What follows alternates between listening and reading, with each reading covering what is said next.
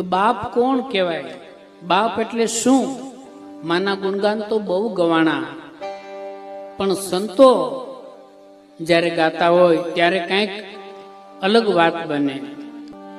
આ ઘેરો વડલો ને ઘેરી છાયડી રેલો.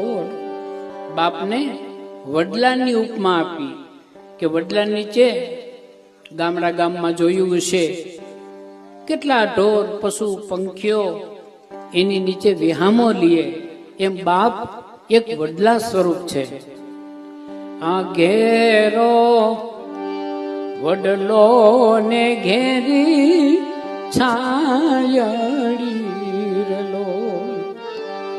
ઘેરા કુટુંબમાં મારો એ બાપ જો મીઠો છાંયડો રે મારા બાપનો.